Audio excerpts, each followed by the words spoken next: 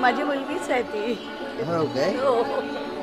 आणखी त्याच्याबद्दल थोडं आणखी माहिती. हां, आनंदमयी जे नाव दिलेलं आहे तर सगळ्यांनी आयुष्यात आनंद राहावं आणि आनंदमयी धरा म्हणायचं आहे तिला.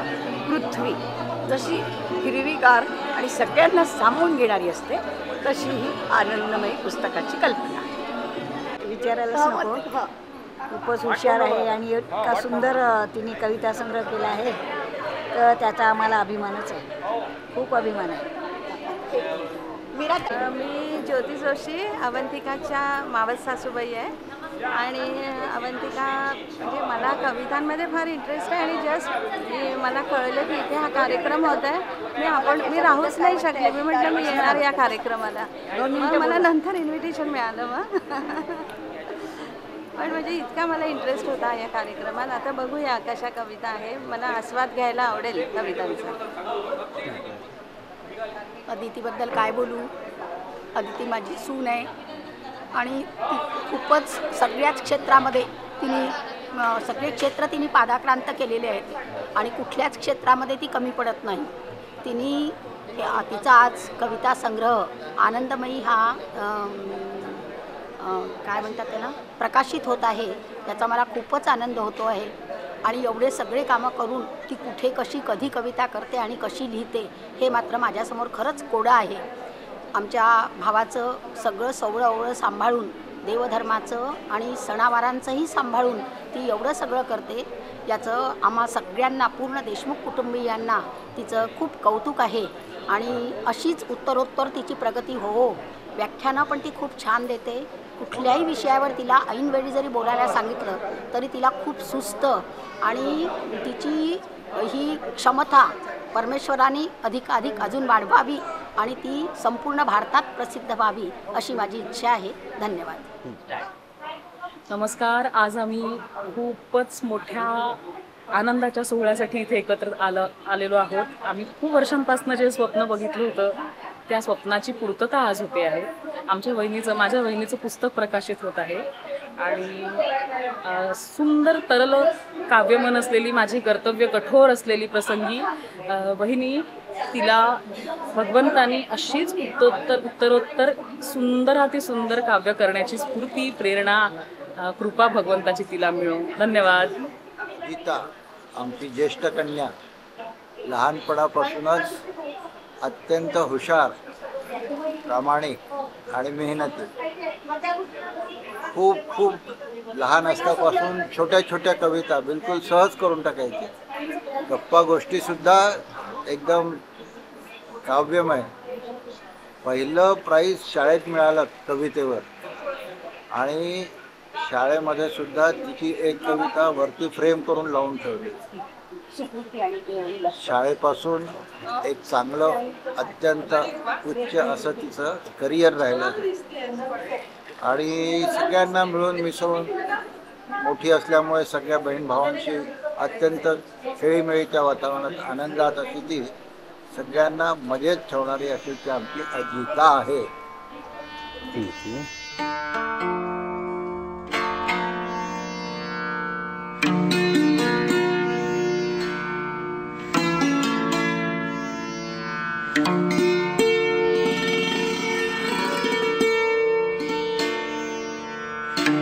आता नामशेष व्हायला आल्या. कोणी करतच नाही काव्य. त्यामध्ये ही पोरगी वृत्तात कविता छंदबद्ध कविता करते हे नवनच आहे. परवा तिला तो पुरस्कार जो मिळाला जे 100 कविता सिलेक्ट केल्या वर्धा संमेलनामध्ये कविकट्ट्यामध्ये त्यामध्ये तिला पहिला पुरस्कार मिळाला. तर त्यामध्ये केवळ 9-10 कविता असतील वृत्तामध्ये आहे. बाकी सगळ्या मुक्तछंदी कविता म्हणजे इतकं दुर्मिळ झाला होता ना. आणि तिथून मी पुस्तक पाहाल त्या पुस्तकात असेल मला की इंद्रवज्रापासून उपनिषदापासून तर मंदारमालापर्यंत सगळे वृत्त मी हाताळल्यात. मी पुस्तक पाहायलाच ना. तिला शुभेच्छा, तिला आशीर्वाद. आशीर्वाद आहेच तिला प्रश्न. चला थँक्यू.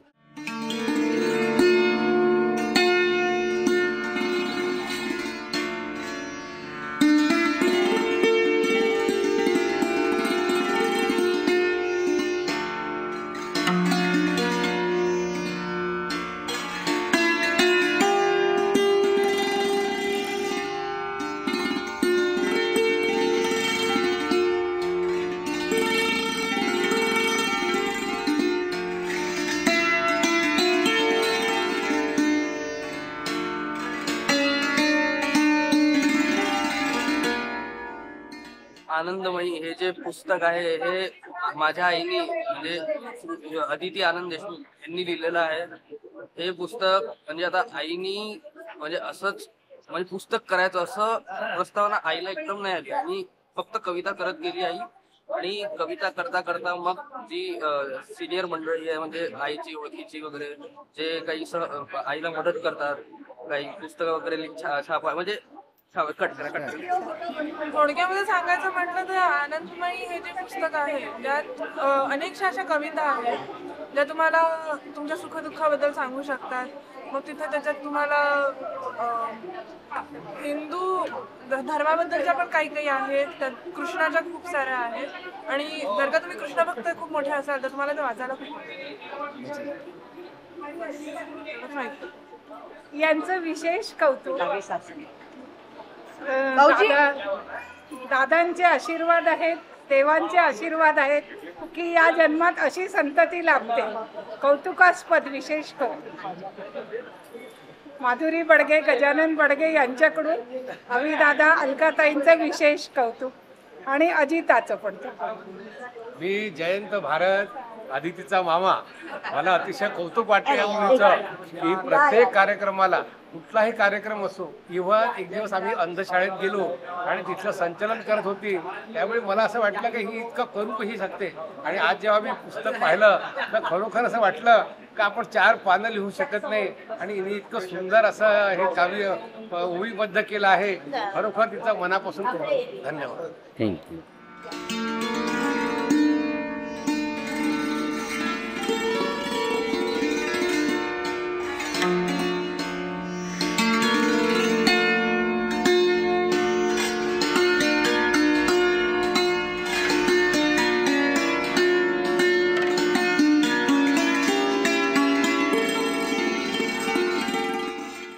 छान, खूप आनंद होतोय.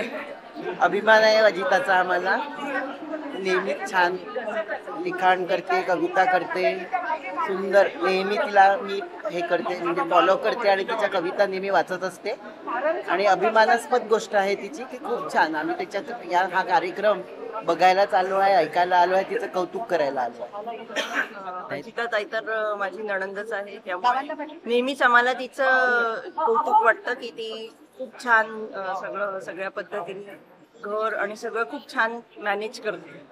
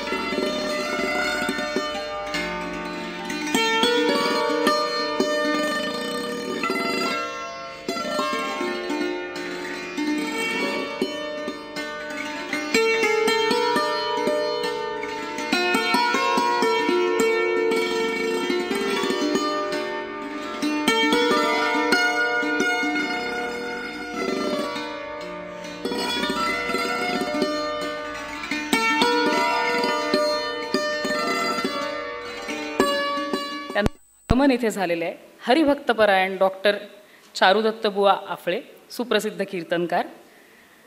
कार्यक्रमाच्या अध्यक्ष माननीय आशाताई पांडे, अध्यक्ष साहित्य विहार संस्था. कार्यक्रमासाठी विशेषत्वानं उपस्थित असलेले माननीय श्री राजन लाखे, सदस्य अखिल भारतीय मराठी साहित्य महामंडळ. माननीय श्री प्रदीप दातेजी, अध्यक्ष विदर्भ साहित्य संघ. आणि कार्यक्रमाला विशेषत्वानं अतिथीरूपानं लाभलेले माननीय डॉक्टर श्री शिरीषजी कुलकर्णी, सचिव लोकव्रत प्रकाशन. सगळ्या अतिथींना मी विनंती करते की पुष्पार्चना करता त्यांनी मंचाजवळ यावं.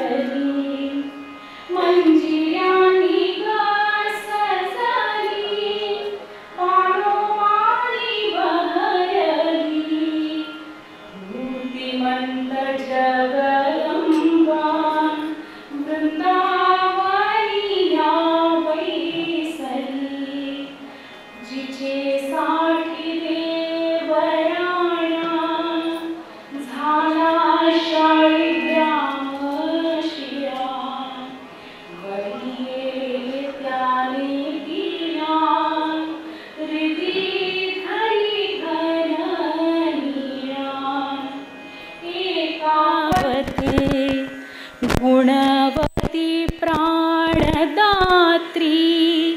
विष्णुप्रिया ही तुळस, भावे जिणे तिच्या परी सौभाग्याचा हो कळस, भावे जिणे तिच्या परी सौभाग्याचा हो कळस.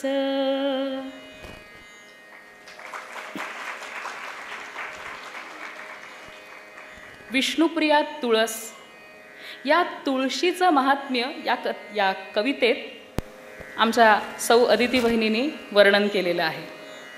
आणि अगदी खरं सांगायचं तर आमच्या देशमुखाच्या कुटुंबातली तुळशीप्रमाणे ती आहे. तुळशीचं महत्त्व असतं. तुळशीशिवाय अनंतकोटी ब्रह्मांड नायकसुद्धा कुठलाही पदार्थ ज्याप्रमाणे स्वीकारत नाही, त्याप्रमाणे आमच्या संपूर्ण कुटुंबाला तिनं स्वतःच्या कलेने, वास्तविक आमचं कुटुंब कलाकारांचंच आहे, पण आम्ही सगळे गवई गाणारे, कीर्तन करणारे, माझा भाऊ गाणारा, आई गाणारी. पण 2005 साली जेव्हा ती आमच्या घरी लग्न होऊन आली आणि तिच्या तरल काव्याच्या अंतःकरणानं, कवयत्रीच्या मनानं आणि प्रसंगी कर्तव्य कठोर अशा गृहिणीनं तिने आमचं सगळं घर सांभाळून आजचा हा दिवस आम्ही तिच्या कर्तृत्वाचा चढता आलेखाच्या रूपानं बघतो आहोत. आणि आजचा दिवस संपूर्ण आमच्या परिवारासाठी अतिशय आनंदाचा आहे. स्वप्नपूर्तीचा हा आमच्यासाठी असलेला क्षण आहे. आमच्या आईची, म्हणजे माझ्या आईची मनापासून इच्छा होती की तिचं हे काव्यसंग्रह प्रकाशित व्हावं. दुर्दैवाने ती आज आमच्यात नाही, पण हा असा सुंदर अतिथींचा आणि तुम्हा सगळ्यांचा या आजच्या कार्यक्रमामध्ये होत असलेला समावेश निश्चितच आम्हा सगळ्यांसाठी खूप खूप गौरवास्पद आहे, खूप खूप अभिमानास्पद आहे. आता वळूया अतिथींच्या स्वागताकडे. सर्वप्रथम मी बाबा आणि सौ अर्चिता आणि प्राजक्त यांना विनंती करते की आजचे आपले सन्माननीय अतिथी माननीय हरिभक्तपरायण डॉक्टर चारुदत्ता आफळेबुवा यांचं त्यांनी स्वागत करावं. बाबा, अर्चिता आणि प्राजक्त. महोत्सव घ्या, कुठलाही महोत्सव घ्या परिपूर्ण नसतो, त्यामुळे अगदी कुठेही कीर्तनं झाली तरी त्या उत्सवाचा समापन सोहळा हा बुवांच्या कीर्तनाने व्हावा. राष्ट्रीय कीर्तनकार आहेत, कीर्तनाचे अनंत विषय आहेत. कामोपात्रा, संत नामदेव, संत एकनाथ या सगळ्या विषयांबरोबर, संत विषयांबरोबरच ऐतिहासिक कीर्तन करावं होते आमच्या बुवांनीच. त्याच्यामध्ये शिवाजी महाराज, महाराणा प्रताप, राणी लक्ष्मीबाई, संभाजी महाराज, बाजीराव पेशवे, महात्मा फुले, महर्षी कर्वे इत्यादींपासून अगदी याचबरोबर बुवा जसे संगीत शाकुंतला त्यांनी दुष्यंताची भूमिका केलेली आहे. संगीत सौभद्रमध्ये कधी ते नारद होतात, कधी अर्जुन होतात, कधी कृष्ण होतात. आणि एखाद्या सहकलाकाराला कुठला डायलॉग सुचला नाही तर बुवांना तो डायलॉग पाठ असतो, ते त्यांना तिथे आठवणही करून देतात. दूरदर्शनामध्ये त्यांनी काम केलेलं आहे, चित्रपटामध्ये त्यांचं कार्य आहे. कीर्तन क्षेत्रात त्यांचा जो चढता आलेख आहे त्याची तुलना म्हणजे होऊच शकत नाही. म्हणून बुवांसारखं कीर्तन ते बुवांचंच. अनन्वय अलंकाराचं जे उदाहरण दिलं जातं तसं आफळेबुवा म्हणजे आफळेबुवा आहेत. अनेक पुरस्कार आणि सन्मान त्यांना मिळालेले आहेत. विशेष रूपानं कीर्तन क्षेत्रात नवीन येऊ घातलेल्या किंवा उदयोन्मुख कीर्तनकारांकरता कीर्तन विश्व या संस्थेच्या माध्यमातून सगळ्यांना व्यासपीठ त्यांनी उपलब्ध करून दिलं. आणि त्याचबरोबर इतक्या मोठ्या पदावर असूनही अतिशय शालीनता त्या व्यक्तिमत्वात आहे, रुजुता आहे. आणि एखादी गोष्ट आवडली किंवा पसंतीस उतरली लगेच कौतुक करतील. एखादं कुठे अडलं तर स्वतःहून फोन करून विचारतील. ही त्यांची नम्रता आम्ही अनुभवलेली आहे. बघूया पुढच्या स्वागताकडे. आशाताई पांडेंचं स्वागत बडगे काका आणि काकू करतील अशी मी त्यांना विनंती करते. मराठी, उर्दू, हिंदी या तीनही भाषेतून गझल लिहिणारी एकमेव कवयित्री. त्यांचा कविता संग्रह प्रसिद्ध आहे. संस्कृत, हिंदी, मराठी, उर्दू आणि इंग्रजी या पाचही भाषांमधून कविता संग्रह प्रकाशित असलेली एकमेव कवयित्री आहे. कविरांचे दोहे अपौरुषेय संस्कृत स्तोत्रांचा सुलभ मराठी अनुवाद, हिंदी कादंबऱ्यांचा उत्कृष्ट मराठी अनुवाद, उत्तम ललित लेखन तसंच वैचारिक लेखन, अक्षय तर्पण महाराष्ट्रातील दिवंगतांच्या पहिल्या संदर्भ कोशाची निर्मिती, 200च्या वर कविता संग्रहांना पुस्तक हस्तांच्या अध्यक्षही आहेत. साहित्य विहाराचे कार्य अनुकरणीय असा डॉक्टर सदानंद गोरेंच्या संस्थेच्या साहित्य संमेलनातला अभिप्रायही मिळालेला आहे. श्री राजन लाखे त्यांचं स्वागत अजितदादा आणि अस्मिता वैद्यांनी करावं अशी मी त्यांना विनंती करते. पुणे जिल्हा प्रतिनिधी, पुणे महाराष्ट्र साहित्य परिषद पुणे आणि सदस्य मराठी भाषा संवर्धन समिती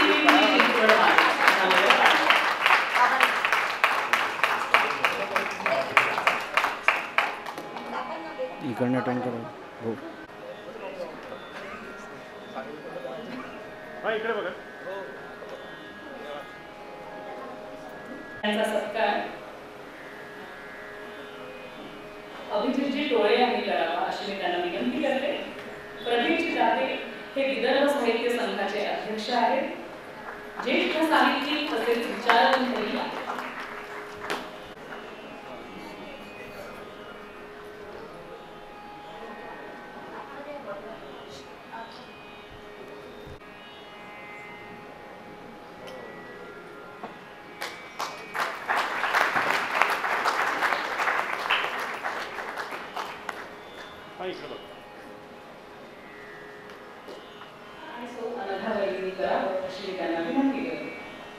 डॉक्टर शिरीषजी कुलकर्णी सहकार प्रशिक्षण केंद्रावर प्राचार्य म्हणून 5 वर्ष सेवारत होते.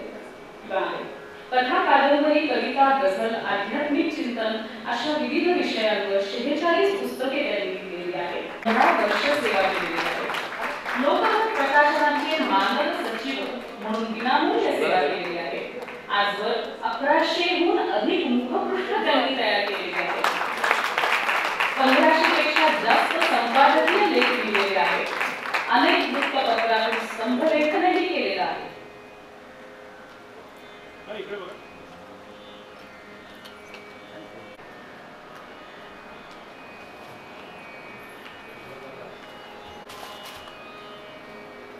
आजच्या आपल्या या कार्यक्रमाला अनेक स्मिताताई पत्तरकीने अखिल भारतीय राष्ट्रसेविका समितीच्या अखिल भारतीय पश्चिम क्षेत्र बौद्धिक प्रमुख म्हणून आलेले आहेत. त्यांचा सत्कार निरात्याने करावा अशी बरोबर अविनाशजी संगवई आणि काकू सुद्धा आम्हाला इथे अतिथी रूपाने आशीर्वाद द्यायला उपस्थित आहेत. त्यांचा सत्कार लहुश आणि नुपूरनी करावा अशी मी त्यांना विनंती करते.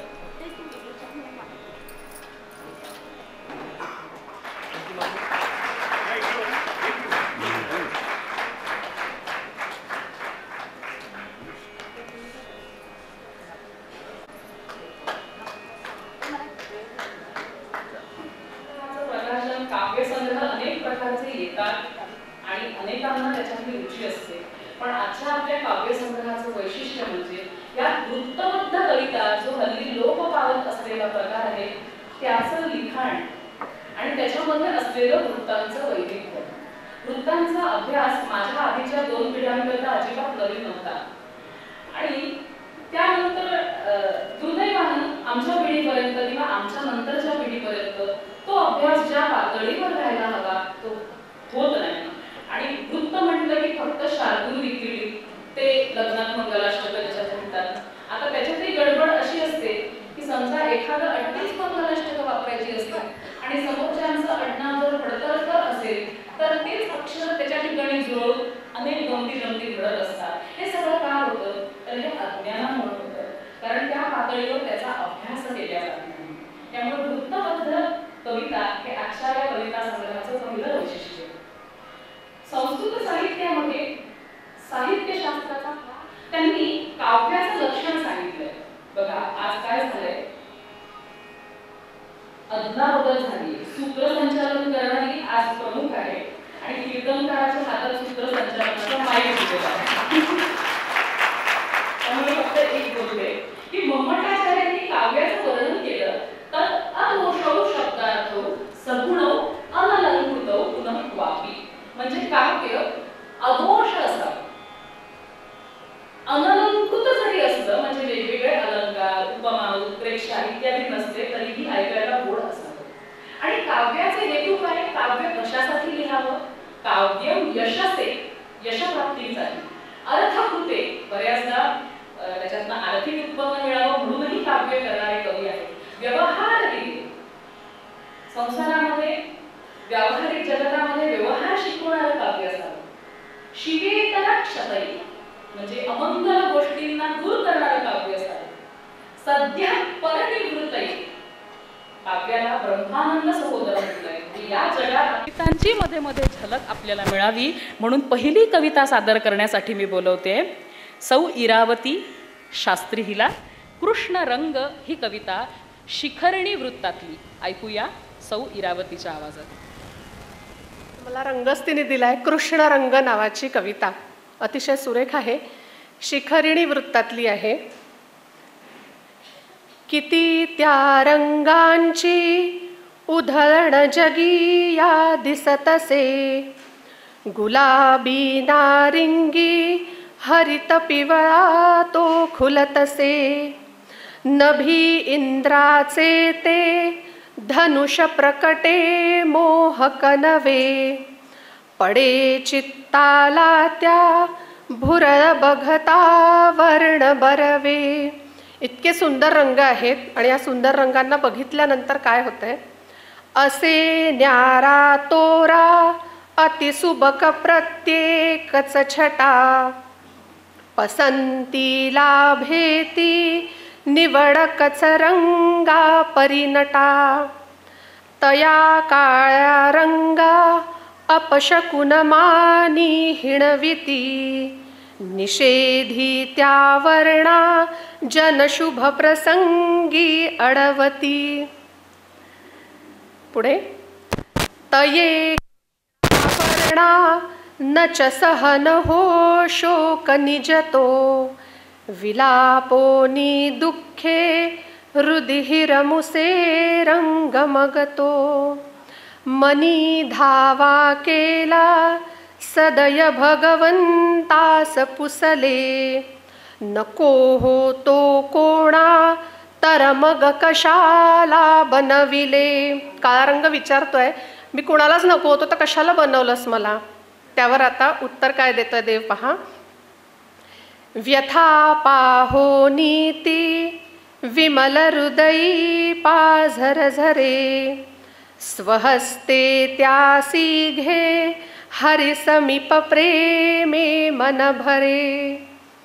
वदे त्याला ऐसे प्रियमज असे सर्व समरे नको कष्टी होऊ तळमळ तुझी जाणत खरे. आणि त्याची ही तक्रार ऐकल्यानंतर भगवंतानी काय केलं तर तो म्हणाला तुला देतो जागा शुभ सुभगतंतु तसखया स्वये देही नामी तुझ धरतसे मी चलिलया.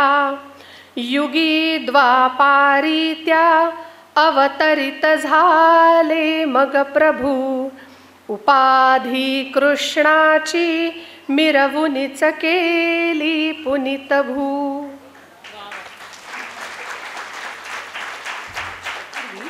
कवयित्रीला माहेरची ओटी भरण्यात येईल.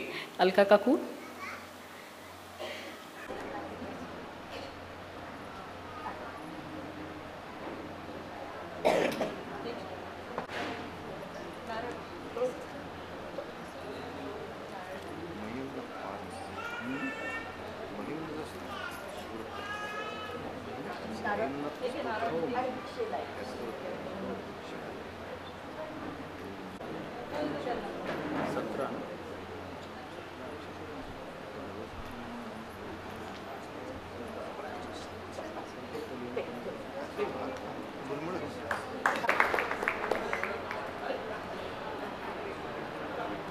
उपस्थित हरिभक्तीपरायण डॉक्टर चारुदत्त छोट्या मोठ्या काव्यरचना करण्याचा उद्योग केला.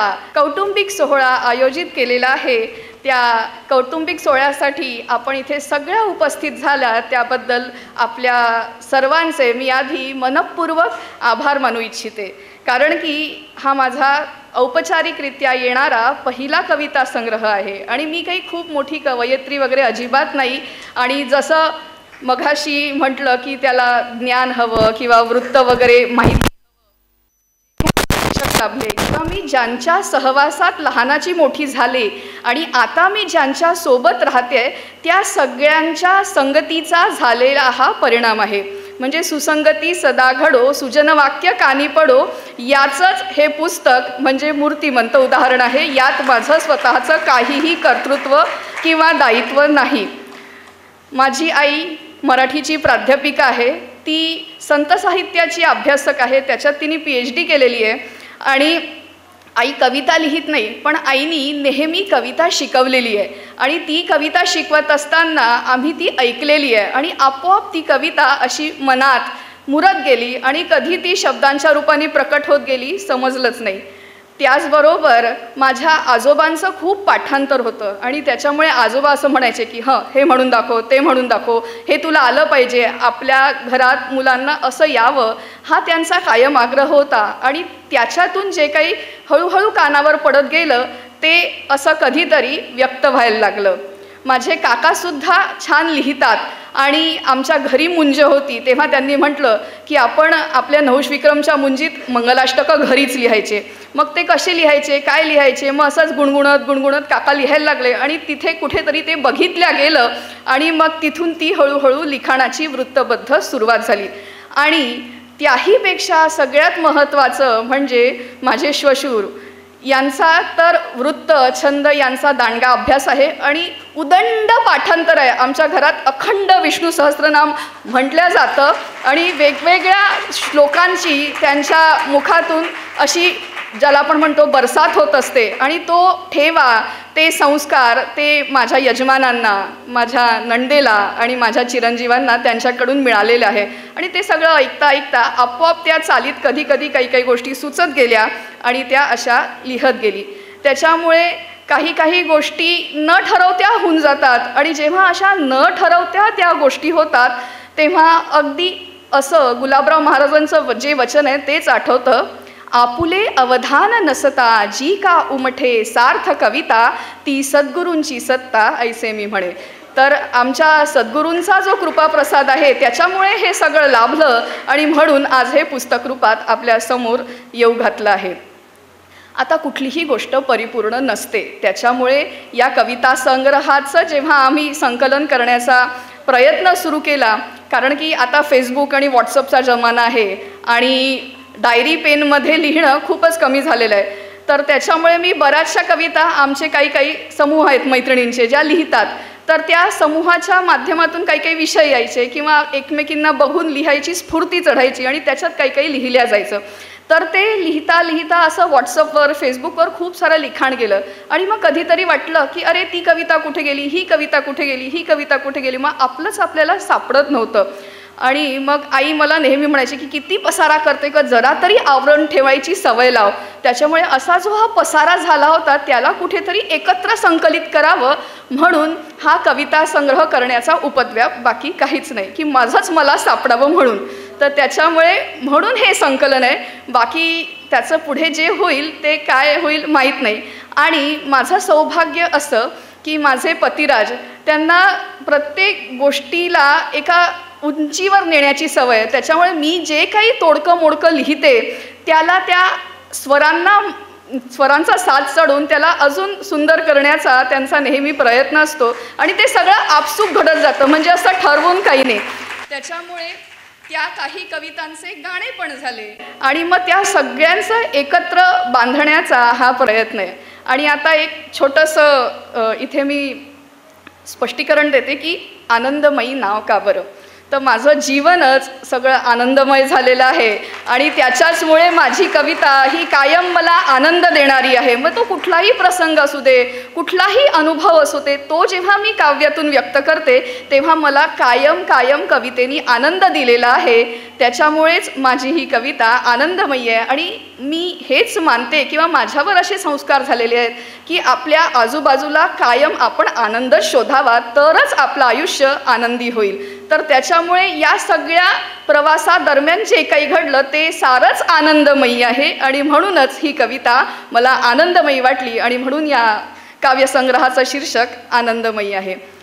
आणि या प्रवासात सगळ्यात मोलाची साथ संग्रह रूपात येण्यासाठी जर लाभली तर ती म्हणजे आमचा लोकव्रत प्रकाशनाचा समूह आणि जनमंगल समूह यांच्या. कसं आहे ना की एक गोष्ट होण्यासाठी योग यावे लागतात. जेव्हा अशा सुहृदांचा आणि तेही विचारवंतांचा लिखाण करण्याचा संपर्क आला तेव्हा त्या गोष्टीला कशा प्रकारे आपण औपचारिकरित्या पुढे आणू शकतो हा सगळा विषय जो आहे तो स्पष्ट होत गेला. खरं तर हे बऱ्याच आधी व्हायला हवं होतं, पण कुठेतरी माझीच दिरंगाई, कुठेतरी माझाच आळस, त्याच्यामुळे आजचा दिवस इथे आलेला आहे. त्याच्यामुळे हा कविता संग्रह आपल्या सर्वांसमोर सादर करताना मला अत्यंत आनंद होतोय आणि अशा महानुभावांच्या हस्ते आज आनंदमयी आपल्या समोर येते आहे, यापेक्षा आनंदाचा क्षण आम्हा सर्वांसाठी दुसरा कुठलाच नाही. आता या कविता संग्रहाला आम्ही अनेक जणांनी वेगवेगळ्या पद्धतीने आपल्या समोर आणण्याचा प्रयत्न केला. मुळात वृत्तबद्ध असल्यामुळे एक अक्षराचं, एक ह्रस्व दीर्घ मात्रेचं, उदाहरणाचं खूप महत्त्व आहे. तरी पण काही ना काही त्याच्यात त्रुटी राहिल्याच असतील याची मला खात्री आहे, कारण की परिपूर्ण कुठलीच गोष्ट नसते. त्याच्यामुळे आता हार्ड कॉपी हातात आल्यावर त्याच्यात 2-4 अजून काही गोष्टी जाणवल्या तर पुढच्या आवृत्तीत आम्ही त्या निश्चित सुधारण्याचा प्रयत्न करू आणि अजून आनंद देणारी आनंदमयी आपल्या पुढे येईलच याची मला खात्री आहे. फक्त 4 ओळी म्हणते आणि माझं मनोगत इथे थांबवते. केली अक्षर मालिका काव्य पुष्प गुंफुनिया प्रेमे वाहते श्रीकांता भक्ती भावे विष्णुप्रिया. मागच्या वर्षीच्या अधिक महिन्यात एक छोटासा नेम केला होता आणि तो होता की विष्णूला आवडणारी जी जी आयुध आहे किंवा जे जे प्रतीक आहेत किंवा जे जे प्रिय आहेत त्याचं वर्णन असणारं एक छोटं छोटं कवन असावं. आणि त्या निमित्ताने रोज एक रचना लिहिल्या गेली आणि ती विष्णुप्रिया नावाने पुढे आली आणि ती विष्णुप्रियासुद्धा आनंदमयी या संग्रहात आहे. त्याच्यानंतर आमच्या मेधाविनी सख्यांच्या माध्यमातून आम्ही नवदुर्गा मालिका केली होती नवरात्रादरम्यान. तर रोज एकेका रूपाचं वर्णन करणारं असं सुद्धा ते काव्य आहे. तर ती नवदुर्गासुद्धा आनंदमयीमध्ये आहे. तर अशा 3 विभागात आनंदमयी आहे. आणि परिशिष्ट सहभागी केलेला आहे की जे ठळक वृत्त वापरले त्याच्याबद्दल छोटीशी माहिती त्या परिशिष्टामध्ये मिळणार आहे. तर अशा प्रकारे ही काव्यमालिका आपल्यासमोर येते आहे. आले हृदय भरून संकल्पाची हो पूर्तता, नसे इथे माझे काही तोच करता करविता. मानुनिया घ्यावी गोड ऐसी आहे विनवणी, मागिते आनंदमयी स्थान द्यावे श्रीचरणी, स्नान द्यावे श्रीचरणी. धन्यवाद. आनंदमयी हे पुस्तक कसं घडलं ऐकूया भैरवीताईंकडनं. श्रोतावर्ग, मंडळी, माझा हा विषय आहे हे पुस्तक कसं घडलं किंवा पुस्तक घडताना. खरं म्हणजे आतापर्यंत बरीच पुस्तकं केली आहेत आणि त्यामुळे हे लक्षात आलं आहे की प्रत्येक पुस्तकाची आपली आपली एक कथा असते. तशी आनंदमयीची पण कथा आहे जी मी 2 प्रकारे सांगू शकते. एक अदितीची सखी म्हणून आणि दुसरी म्हणजे लोकव्रत प्रकाशनची प्रतिनिधी म्हणून. पण तुर्तास आपण लोकव्रत प्रकाशनची प्रतिनिधी म्हणून हे पुस्तक कसं घडलं याविषयी ऐकूया. याविषयी बोलायला मलाही आवडेल. खरं म्हणजे या कविता वाचताना आपल्या सगळ्यांना जाणवणारी एक महत्त्वाची गोष्ट ती अशी की आज आपण जे म्हणतो देव, देश आणि धर्म या विचारांपासून आपण कुठेतरी दूर जातो आहे. मला हा एक खूपच चांगला असा योगायोग वाटतो की या कवितांच्या संग्रहाचं प्रकाशन परमपूज्य गोळवलकर गुरुजींच्या नावाने असलेल्या सभागृहात होतं आहे, ज्यांनी आपलं अख्खं आयुष्य या विचारांसाठीच वेचलेलं आहे. तर या पुस्तकाचं काम म्हणजे कुठलंही पुस्तक जेव्हा घडतं तेव्हा ते कुठल्याही एका व्यक्तीचं काम नसून ते एका टीमचं काम असतं. आणि आमची लोकव्रत प्रकाशनची टीम म्हणजे मी कायम असं म्हणत असते आम्ही जेव्हा आपसात बोलतो तेव्हा की आपली प्रकाशन संस्था वेळेनुसार काम करत नाही तर ती 24/7 अशी काम करणारी प्रकाशन संस्था आहे.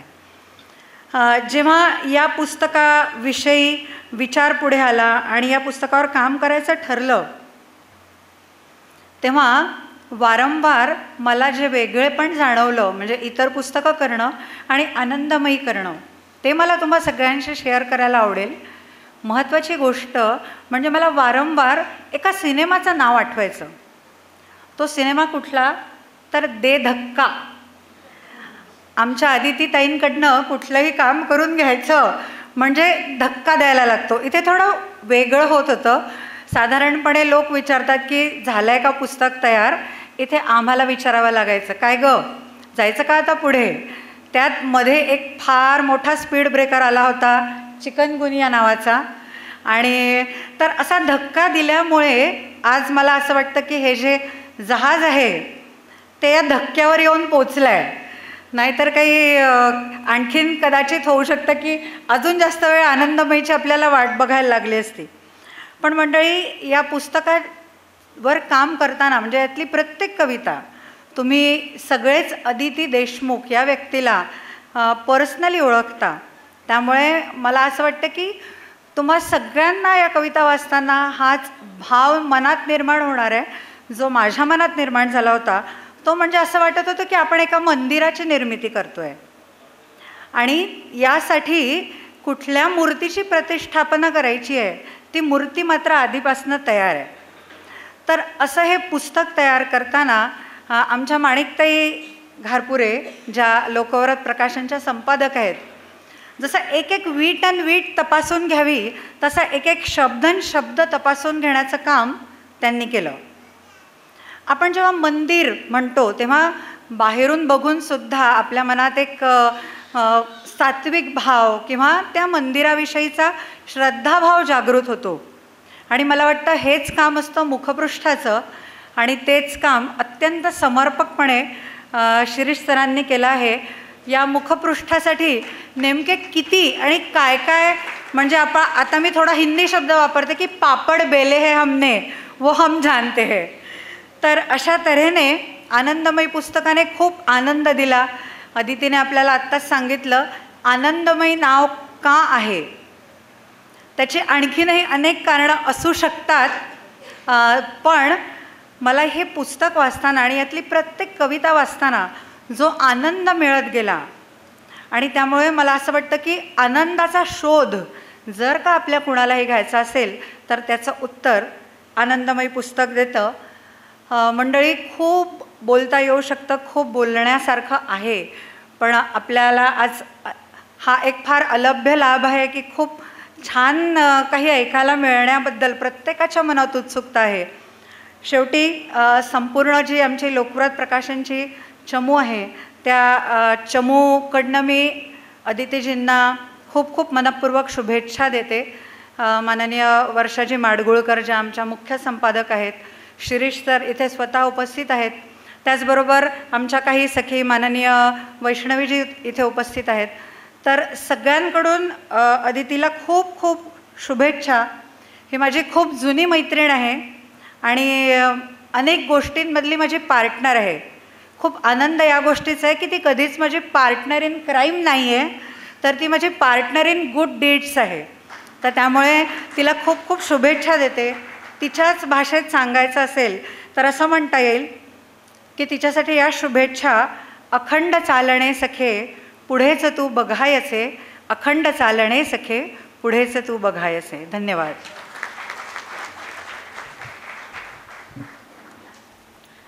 सौ भैरवीताई आणि सौ इरावती शास्त्री या दोघींचाही हे पुस्तक साकार रूपात येण्यात सिंहाचा वाटा आहे. दोघींचाही सत्कार माननीय श्री आफळेबुवांनी करावा अशी मी त्यांना विनंती करते.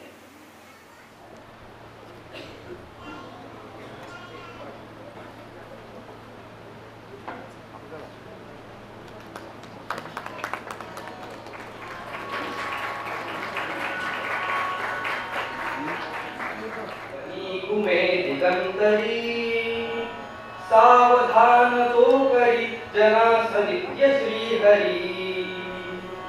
लोकपाल जागवी मनात सुप्त चेतना. पांचजन्य मंगला तुला त्रिवार वंदना. जन्य मंगला तुला त्रिवार वंदना. दैत्य एक मातला जलाकरात जन्मला. मानवासवे सुराचराचरास ताडिला. कृष्ण रूप लेऊनी तये स्वयेच मारिला. पांचजन्य मंगला तुला त्रिवार वंदना. श्रीनिवास पद्मिनीस आवडे शुभंकर. भाग्य सौख्य अन्यशास देतसे प्रियंकर. बीज मंत्र भारितो युगे युगेच नंदना. पांचजन्य मंगला तुला त्रिवार वंदना. पांचजन्य मंगला तुला त्रिवार वंदना. पांचजन्य मंगला तुला त्रिवार वंदना. धन्यवाद. आनंदमयीचं प्रकाशन करणार आहोत. मी मान्यवरांना विनंती करते की त्यांनी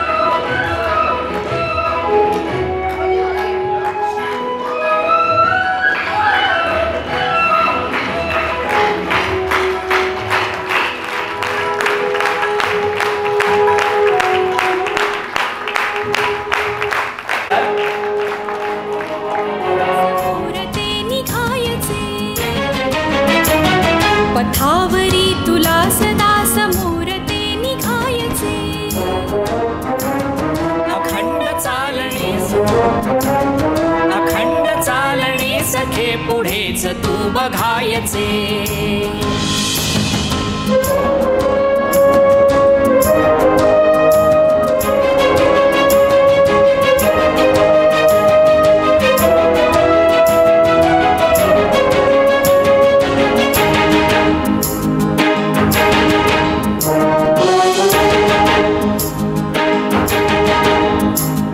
महान शंखनाद तो निनादला सभोवती. उठून सिद्ध व्हायचे दिशा पहा कुणावती. असाध्य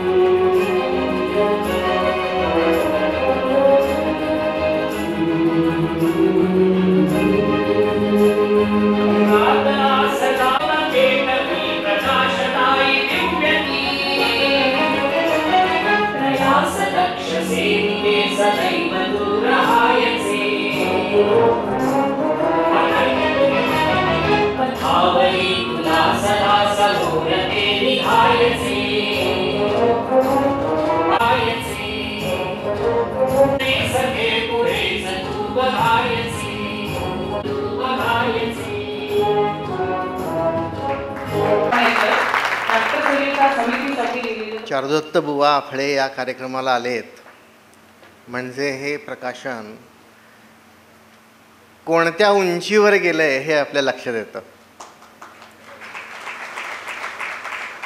लाखे सर आलेत आणि आशाताई पांडेंचं दर्शन व्हावं अशी महाराष्ट्रातल्या तमाम साहित्यिकांची इच्छा असते. तो योग साधला जावा अशी ही मनामध्ये खूप इच्छा होती. आपण ऐकलत की पुस्तक निर्मिती ही बऱ्याच प्रयासानंतर होत असते. मुळात साहित्य हा आनंद देण्याचा, आनंद घेण्याचा, आनंद जगण्याचा अनुभव असतो. या पुस्तकाचं वैशिष्ट्य हे आहे की एक आपली खंडित होणारी परंपरा म्हणजे वृत्तामध्ये लिहिणं पुष्कळसं कमी केलं आहे. असे कवी सापडत नाहीत.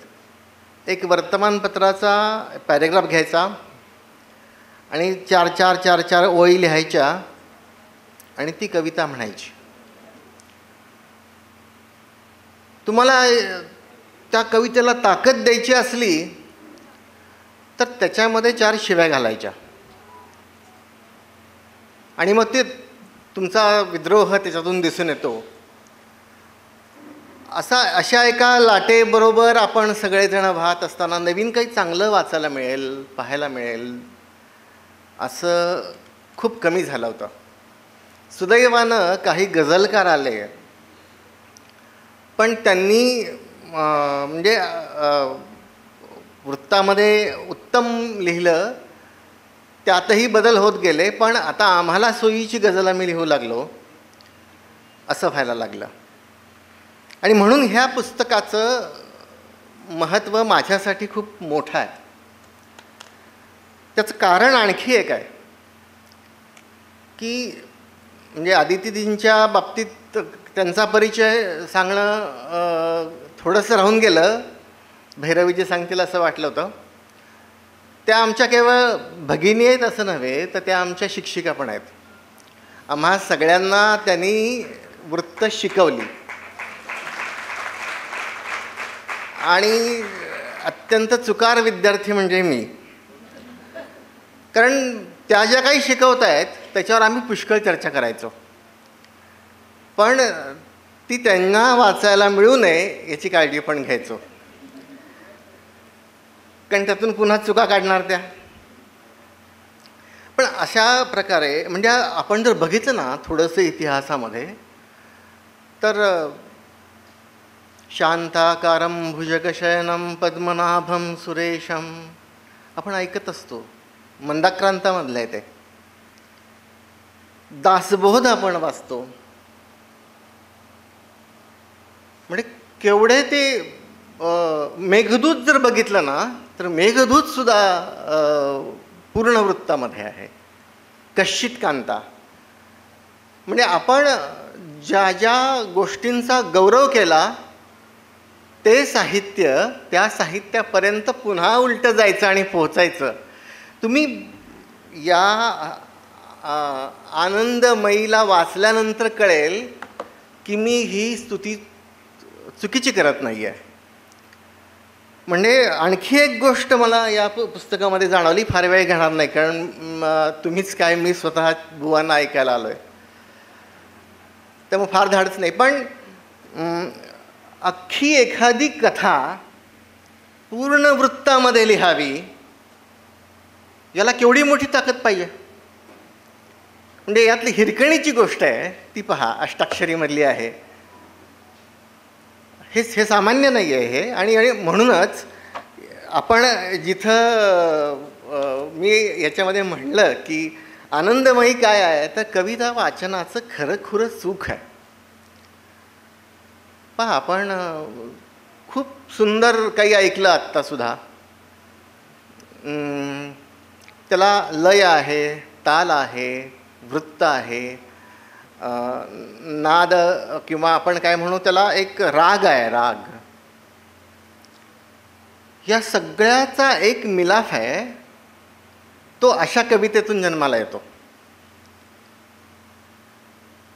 म्हणूनच हे पुस्तक अतिशय सुंदर आहे. म्हणजे काही दशकांपासून आपण वाट बघत होतो की एखादी सुंदर कविता, जिला आपण खऱ्या अर्थानं सुवर्णकाळामध्ये घेऊन जाणारी कविता असं म्हणू, तर अशा प्रकारच्या या सगळ्या कविता आहेत.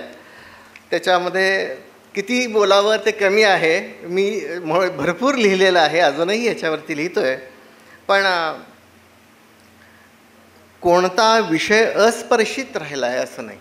पुष्कळ विषयावर लिहिलं आहे, वृत्तामध्ये लिहिलं आहे. आणि सगळ्यात शेवटी त्याच्यामध्ये आपल्याला QR कोड आहे, ते त्याच्यातून आपल्याला ते ऐकायला पण मिळतं. म्हणजे अभ्यास पूर्ण करण्यासाठी हे पुस्तक फार सुंदर आहे.